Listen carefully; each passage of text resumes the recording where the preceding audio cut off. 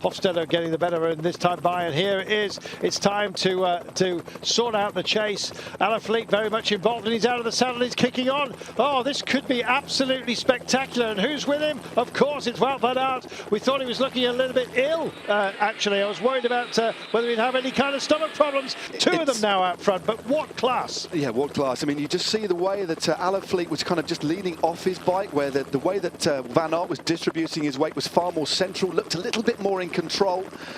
Just pushing his weight through the centre of the bike to make sure they get as much traction as possible. And the more kind of, I don't know, effervescent style here of Julian Alaphilippe. What a baroudeur he is. He's such a rider. And when are they going to go? Who's going to pour it on first? Will they be caught? That's the danger. They pick it up right now. This is spectacular. Van Aert is now driving, and Alaphilippe comes up and over the top. Van Aert responds. It's mano side by side. We need that heads-up camera. Van Aert comes back. Alaphilippe on the throw. Oh my goodness, you can't call it just for the time being. But I think it was Wout van Aert that made it. Strade Bianche and Milano-Sanremo. Spectacular finale there. They don't know either. They're waiting to shake hands. What a finish.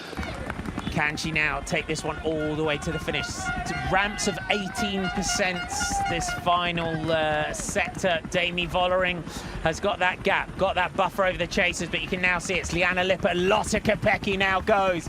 Kopecky's got her teammate just ahead of her. Who is going to react? Is anyone going to react? SD Works looking now with Lotte Kopecky. They know that they've got to get the American back. Will it be Lotte Kopecky and Demi Vollering? Does Falk have anything left here? Is it just now going to come down to a straight battle between the two SD Works riders now as they hit these steep slopes?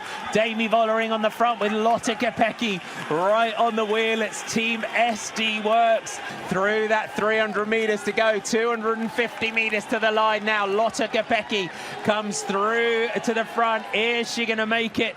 The double, your winner in 2022, 150 meters now to the line. Demi Vollering right on the wheel, the final corner. Kopecky leads through. We're going to have a straight sprint between them as Demi Vollering now tries to come over the top of her teammate. It is going to be throw to the line between the two of them, and the smile there of Lotte Kopecky, the two SD Works riders.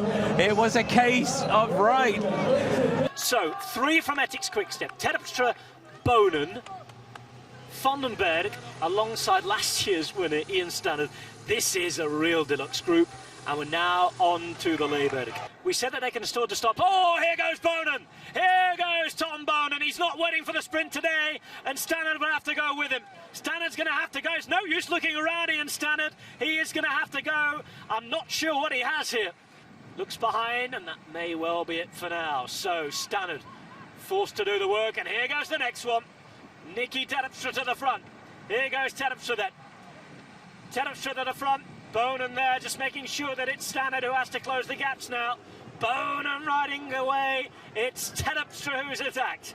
And here we go, Stannard giving it all inside the 2.7 kilometres that are still to go. Surely Ethics-QuickStep can't mess this one up. Stannard is pulling out a decent gap, and it needs Terpstra to come through and try and close it.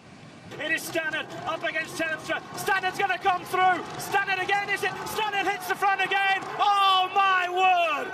That is a wonderful win for Ian Stannard. And Ethics-QuickStep, how have they managed to lose that? It looks as though Watt might be struggling here. Look at that back wheel. Just keep your eye on that back wheel, because the gap's growing. He might have a flat here. The body language of Wout van Aert. The head goes down. Oh my word! It's a flat back tyre for Wout van Aert, and Mathieu van der Poel's going to ride away. All the drama and all of the sort that we did not want. We wanted them toe-to-toe, head-to-head. Deignan went down, Van Aert has punctured, and Van der Poel is riding away with 15 kilometres to go. The drama, the heart and the heartbreak of Paris-Roubaix, all in evidence in the space of a minute and a half. I don't think anybody capable anymore of riding back to the wheel of Van der Poel, although strange things happen, and there's some fire in Wout van Aert. But Van der Poel does have French blood flowing through those veins. He's been aggressive, he's been excellent, It's been a typical Mathieu van der Poel show.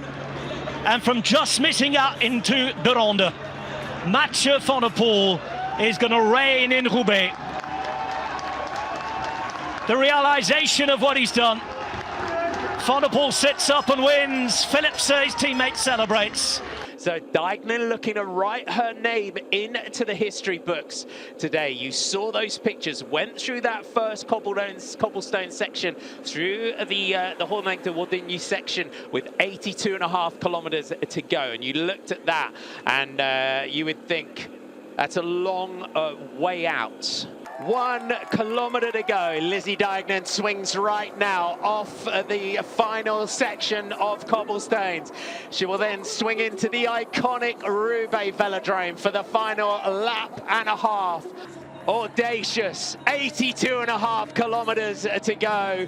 She will now be able to soak this up. There can only be one ever first winner of Paris-Roubaix. Anyone who finishes this race is a warrior. Lizzie Deignan is going to become the first ever winner of the Paris-Roubaix Classic. The queen of the classics finally will crown its queen, and it is Great Britain's Lizzie Deignan who is going to take her first 43rd victory as a professional. She gets her moment. Lizzie Deignan makes history here in Roubaix. As we see, is this Tom Pidcock going for another big attack? He split the group earlier on, and it is Pidcock attacking on the cobbles, but it's been immediately marked by a Wout van Aert. Power there as well, looking very, very good indeed. And we have a very, very powerful trio of riders out in front. Matteo Trentin was the first to escape the lead group. He's now been joined, as you can see on the right-hand side, by Wout van Aert. Also there for company, swinging into second position, Tom Pidcock. 15 seconds it is now to this group behind. Who's going to fill what spot? Here it is, they're winding things up. On the right-hand side goes Wout van Aert. He kicks, pushes them into the left-hand side, pushes them into the barrier, so it's forcing Pidcock to go wide. A long, long sprint from Wout van Aert, but Pidcock goes on the left! Pidcock goes on the left! The man from Great Britain, the Ineos Grenadiers, 21 years of age, takes the biggest one-day victory of his career. Pidcock for the win, Van Aert second, Trentin third, Schelling comes home, I think, for fourth place there. What a victory there for Thomas Pidcock of the Ineos Grenadiers. That was absolutely superb. There you go. Van Aert has decided it's now or perhaps never. He's been on the podium twice and he's kicked on. He doesn't mind a rough surface. You know all about that from his cyclocrossing days. And this is a big roll with 12.3 kilometers to go. Wow. 1,100 meters. There is the red kite, the Flamme Rouge. And indeed, the triumphal gate will await him.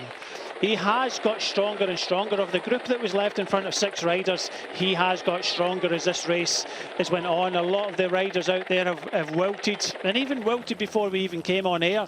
As it is, it's been a grand tour of some spectacular countryside today. But he's going to take this last turn into the sunshine of the Piazza del Campo. And we are just left to say chapeau, quite frankly.